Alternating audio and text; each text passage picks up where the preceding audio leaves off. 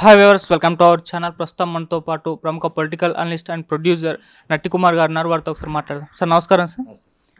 Sir Chandrababu Naidu గారు పొత్తు ధర్మాన్ని పాటించలేదు, ఇది పవన్ కళ్యాణ్ గారు ఈరోజు చేసిన వ్యాఖ్యలు.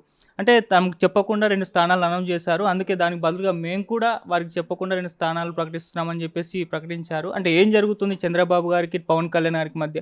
ఈ పొత్తు ఉంటుందా, ఓడిపోతుందా సార్? మీ సోషల్ మీడియాలోని అది కాదు, చెడు తీసుకుంటారు, మంచిది తీసుకోరు. ఆల్రెడీ దాంట్లో ఆయన మాట్లాడిన మాటల్లో మొత్తం లెక్క చూస్తే ఆయన ఏమన్నారంటే, పార్టీ కార్యకర్తలకు నాయకులకు నేను క్షమాపణ చెప్తున్నా, ఎందుకంటే ఆయనకి ఒత్తిడి ఉండడం వల్ల 2 సీట్లు ఆయన అనౌన్స్ చేశారు. అది నాకు ఒత్తిడి ఉండడం వల్ల నేను 2 సీట్లు అనౌన్స్ చేశాను. ఇప్పుడు పొత్తులోనే వెళ్ళడమే కాకుండా భవిష్యత్తులో కూడా పొత్తులోనే వెళ్తాము. మాకు అభిప్రాయ భేదాలు ఏమీ లేవు.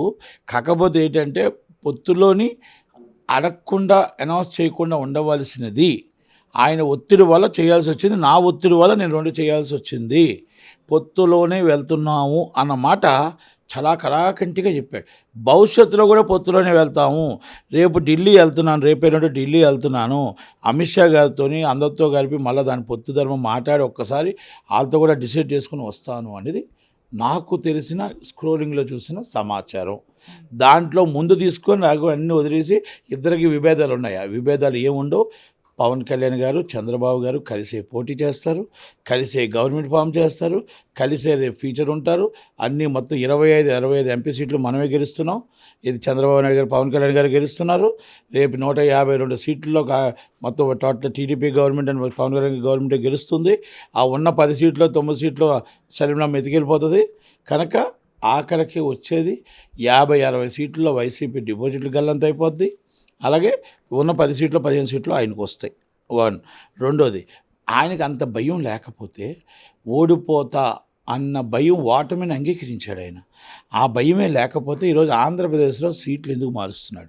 జగనన్న ముఖం చూస్తే ఓటేస్తారు, జగనన్న పేరు చెప్తే ఓటేస్తారన్న స్టేజ్కి నేను అన్ని అభివృద్ధి కార్యక్రమాలు చేశానని అనుకుంటే జగనన్న పేరు చెప్తే ఓటేస్తారంటే ఎవరి నుంచో పెట్టినా ఓటేయాలి కదా.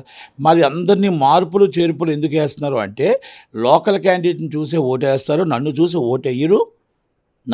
ఓటేయరు కానీ వాళ్ళకి అర్థమైపోయింది. కనుక అందుకే బొత్స సత్యనారాయణ గారికి ఉత్తరాంధ్ర అప్ చెప్పేశారు, ఒక్కొక్క ఏరియాకి ఒక్కొక్కరు అప్ చెప్పేశారు. ఇప్పుడు ఇంకోటి ఏంటంటే, పవన్ కళ్యాణ్ గారు ఒక వ్యాఖ్య, ఇంకా వ్యాఖ్య కూడా పూర్తిగా కాదు చేస్తే వెంటనే అందుకున్నాడు. మా తమ్ముడు పవన్ కళ్యాణ్ గారికి ఇప్పుడే అర్థమైంది, పొత్తు ధర్మం కాదు, ఏ ధర్మము పాటించడు బ్రదర్ చంద్రబాబు గారు అనుకుని సంబరాలు రాంబాబు అప్పుడే తీసుకున్నారు. అంటే ఎప్పుడు విడిపోతారా, ఎప్పుడు మేము గెలిచేస్తామా, ఎప్పుడు వెళ్ళిపోతామా అని నిద్రాహారాలు లేకుండా వాళ్ళిద్దరికి ఎలా గొడవ పెట్టాలి, ఎలా కోవిడ్లు పంపించి గొడవ పెట్టాలనేది వైసీపీ వాళ్ళు 1000 కళ్ళతో ఎదురు చూస్తూ ఉన్నారు. దాన్ని అర్థం చేసుకోవాల్సిన బాధ్యత జనసేన టీడీపీ కార్యకర్తల మీద ఉంది. మీ దాంట్లో కొంతమంది కోవిడ్లను పంపించి రాజకీయాలు చేస్తున్నారు, దాన్ని కొంచెం కనిపెట్టుకోవాల్సిన బాధ్యత అది పవన్ కళ్యాణ్ గారు, చంద్రబాబు గారు, లోకేష్ గారు అందరి మీద ఉంది. కాబట్టి దాన్ని ఆచితూచి అడుగేయాల్సిన బాధ్యత ఉంది. కనుక మనం ఏ ఒక్క మాట బయటకు మీడియాకు వచ్చినా ఆ ఒక్క మీడియా మాటను తీసుకొచ్చి 100 సార్లు సోషల్ మీడియాలో చక్కర్లు కొట్టే విధంగా చేస్తున్నారు.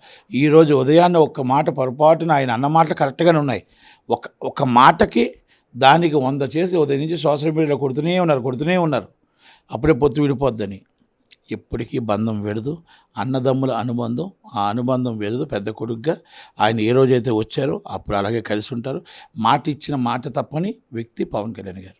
కనుక చంద్రబాబు గారికి ఎప్పుడు సపోర్ట్గానే ఉంటారు. చంద్రబాబు గారు గవర్నమెంట్ ఫామ్ చేస్తున్నారు, నో డౌట్. ఇటు పవన్ కళ్యాణ్ గారు ఢిల్లీ వెళ్తున్నారు, బీజేపీతో పొత్తుల విషయంలో అన్నారు కదా సార్. అంటే ఇప్పుడు టీడీపీ, జనసేన, బీజేపీ పొత్తుని ఆహ్వానిస్తున్నాయా సార్? అది బీజేపీతో పొత్తు ఉంటుందా ఉండదా అనేది అధినాయకత్వం డిసైడ్ చేస్తారు, వాళ్ళు డిసైడ్ చేస్తారు, నాయకులు డిసైడ్ చేస్తారు. మనం చెప్పడానికి ఏముండదు. వెళ్తున్నారని స్క్రోలింగ్లో చూశాను, దాన్ని మీకు చెప్పాను. సార్ ఇటు చూస్తే జగన్ గారికి అండ్ షర్మిల గారికి మధ్య మాటల యుద్ధం. నిన్న షర్మిల గారి ప్రెస్ మీట్ కూడా మీరు చూసే ఉంటారు కాబట్టి ఏం చెప్తారు సార్ వీళ్ళిద్దరి మధ్య గొడవ గురించి? వాళ్ళిద్దరు గొడవ ఉంది. అన్నయ్య ఒక పార్టీలో ఉన్నారు, చెల్లి ఒక పార్టీలో ఉంది. రాజన్న బిడ్డలు ఆయన అధికారం కావాలని ఆయన అనుకున్నాడు, నా రాజకీయ భవిష్యత్తు కావాలని ఆమె అనుకుంది. తప్పే ఉంది. ఇది ఇప్పుడు మొత్తం రాజకీయ వ్యూహాల్లో ఎవరు ఏ పార్టీ అని ఉండవచ్చు, ఆ పార్టీని కాపాడుకోవడానికి ఆమె మాట్లాడుతుంది, వాళ్ళ పార్టీని కాపాడుకోవడానికి ఆయన మాట్లాడతాడు అంతే. దాంట్లో తప్పే ఉంది. ఇది రాజకీయ వ్యూహంలో ఆమె సీఎం అవుదామని ఆమె అనుకుంటుంది, ఆయన మళ్ళీ సీఎం అవ్వాలని ఆయన అనుకుంటున్నాడు. అంతే, దాంట్లో తప్పే లేదే. అన్నదమ్ములు అనేది ఇంట్లోని అన్న చెల్లి అనేది. ఇక్కడ రాజకీయం వైసీపీ పార్టీ వాళ్ళది, కాంగ్రెస్ పార్టీ వీళ్ళది. అంటే నిజమనే దాన్ని పక్కన పెట్టి ఎవరి స్వార్థం కొరకు వాళ్ళు ఒకరిపైన ఒకరు విమర్శలు చేసుకుంటున్నారు అనుకోవచ్చు. స్వార్థం ఏముంది, నిజమే ఉంది, స్వార్థం ఏముంది. రాజకీయం అంటేనే స్వార్థం, రాజకీయ భవిష్యత్తు అంటేనే స్వార్థం. ఆ రాజన్న బిడ్డకు అసలైన వారసుడు నేనని ఆయన అంటున్నాడు. లేదు అసలైన వారసుడిగా హక్కు నాకు, వారసురాలుగా నాకు హక్కు ఉంది, రాజన్న బిడ్డగా నాకు హక్కు ఉంది. కాబట్టి నన్ను ఆస్వాదించండి ప్రజలు. మా అన్న ఏమీ చేయలేకపోయాడు. మా అన్న మొత్తం టోటల్గా అంధకార్యం చేశాడు. 5 సంవత్సరాల రాష్ట్రాన్ని అంధకార్యం చేశాడు. ఈరోజు మొత్తం రాజధాని లేని రాష్ట్రం ఏదైనా ఉంటే ఆంధ్రప్రదేశ్ ఉంది. ఇది జగన్మోహన్ రెడ్డి గారు, రాజశేఖర రెడ్డి గారు పేరు తీసేశారు, పేరు పాడు చేసేశారు. ఆయన అభివృద్ధి కార్యక్రమాలు అన్నీ కూడా మొత్తం నీరు కలిపేశారు. ఈరోజు కరెంట్ లేని అంధకార్యంలో అయిపోయింది. కనుక నాకు ఒక్కసారి ఛాన్స్ ఇవ్వండి, నేను రాజశేఖర రెడ్డి గారి బిడ్డగా రాజశేఖర రెడ్డి గారి పాలన తెస్తానని ఆమె అడుగుతుంది, ప్రజలను అడుగుతుంది. తప్పేం లేదు దాంట్లోని. అంటే సార్, ఫ్యామిలీని విడగొట్టింది కాంగ్రెస్ ప్రభుత్వం కాదు, స్వయాన అన్నగారు వల్లే మా ఫ్యామిలీ విడిపోయింది, దానికి మా అమ్మే సాక్ష్యం అని చెప్పారు. అదొక వ్యాఖ్య చేసింది. మళ్ళీ బాబాయ్ ఎలా చనిపోయారో కూడా తెలుసు అని. అంటే ఇటువంటి వ్యాఖ్యలు చేస్తూ జగన్ గారి పైన అంటే ఎందుకు పూర్తిగా చెప్పకుండా సగం ఇలా చేస్తుంది? రాజకీయానికి టైం ఉంది కదా, రోజుకు ఒక బాణం ఎగేస్తూ ఉంటారు. తెలిసిన నిజాలన్నీ ఆమె చెప్పడానికి ముందుకు వచ్చింది, చెప్తూనే వస్తుంది. బాబాయ్ ఎలా చనిపోయాడో అందరికీ తెలుసు. కనుక బాబాయ్ కేసు ఈరోజు ఎవరు చంపారో చెప్పలేని పరిస్థితుల్లో ఆంధ్రప్రదేశ్ గవర్నమెంట్, జగన్మోహన్ రెడ్డి గవర్నమెంట్ ఉంది. కనుక ఆమె ఒకటి మాట చెప్పారు. అమ్మకు తెలుసు అంటే ఆమె రాజకీయంలో ఆయన ఒక్కడే రాజకీయ నాయకుడు కాదు, నేను కూడా ఈ వైసీపీ పార్టీలో ఒక భాగంలో నేను కూడా పాదయాత్ర చేశాను, నేను కూడా కష్టపడ్డాను, ఈ పార్టీ రావడం కోసం నేను కూడా శ్రమించాను. కాబట్టి నాకు కూడా రాజకీయంగా నాకు కూడా పదవి కల్పించాలనుకున్నా. ఆ పదవిని కల్పించకుండా నాకు రావాల్సినవి ఏమున్నాయో అవి కూడా చేయలేదు. కాబట్టి అది మా అమ్మగారి సాక్ష్యం. కాబట్టి జగనన్నే మా పార్టీని, మా కుటుంబాన్ని విడగొట్టాడు, కానీ ఎవరు ఏ పార్టీ కూడా విడగొట్టలేదు అనేది ఆమె చెప్పనకే చెప్పారు. సార్, ఇటు యాత్ర 2 మూవీ ఆపడానికి మీరు ప్రయత్నించడానికి చూస్తున్నా. మీరు కూడా ఒక లెటర్ కూడా రాశారు. అంటే ఎందుకు, అంటే మీరు మూవీ చూడకుండానే ఈ మూవీని ఆపడానికి ఎందుకు ప్రయత్నిస్తారు? బరాబర్ సినిమా ఆపడానికే ప్రయత్నం చేస్తాం. ఎందుకంటే యాత్ర వేరు, యాత్ర 2లో దారి తప్పింది. యాత్ర 2లో వ్యంగ్యంగా, అసభ్యకరంగా చంద్రబాబు నాయుడు గారు ట్రైలర్లో మనం చూస్తే చంద్రబాబు, సోనియా గాంధీ గారు అందరినీ కూడా మాట్లాడడం జరిగింది. అంటే ఒక సినిమాను అడ్డు పెట్టుకొని ప్రతిపక్షాన్ని తిట్టడానికే పెట్టుకున్నారు. దానికి సెన్సార్ సర్టిఫికేట్ వాళ్ళు ఆమోద ముద్ర వేసి వైసీపీకి సపోర్ట్గా సెన్సార్ సర్టిఫికేట్ ఇచ్చి తిట్టడానికి ఆ ఒక సినిమాను వదలడం అనేది కరెక్ట్ కాదు. మీరు మొత్తం టోటల్గా రాజకీయంగా సినిమాలు ఎన్నైనా తీసుకోండి, ఎదుటి వారి ప్రతిపక్షాన్ని మీరు ఎత్తి చూపండి, అధికార పక్షాన్ని ఎత్తి చూపండి, అంతే తప్ప దాన్ని అసభ్యకరంగా వ్యంగ్యంగా మాట్లాడడం అనేది కరెక్ట్ కాదు. అది పలానా వ్యక్తి జరిగినట్టు చూపించడం అనేది ప్రజలను నమ్మిద్దామని చూసిన దాంట్లో మీరు సెన్సార్ చేయడం కూడా కరెక్ట్ కాదు. ఇది ఎలక్షన్ సీజను, ఈ ఎలక్షన్ సీజన్లో ఇవన్నీ కూడా ఉన్నాయి. అలాగే 70 సినిమాలు పెండింగ్ ఉంటుండగా సెన్సార్ ఆఫీసర్కి అంత ఆంతర్యం ఏంటి? ఈ సినిమా అర్జెన్సీగా సెన్సార్ చేయాల్సిన అవసరం ఏంటి? అంతే దాంట్లో ఏంటి మీకు ఇంప్లూయెన్స్ ఉపయోగించిందా, లేకపోతే ఎక్కడైనా మీకు ఏం ఉపయోగపడ్డది? కనుక ఆమె ఆఫీసర్ తప్పు చేశారు కాబట్టి ఆమె సస్పెండ్ చేసి ఎంక్వైరీ కండక్ట్ చేయమని అడిగాం.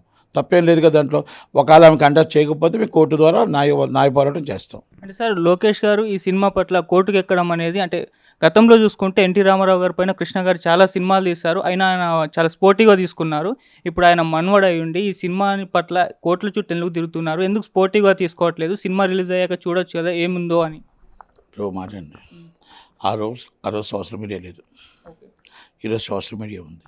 ట్రైలర్ వచ్చింది, ట్రైలర్లో మాకు అర్థమైపోతుంది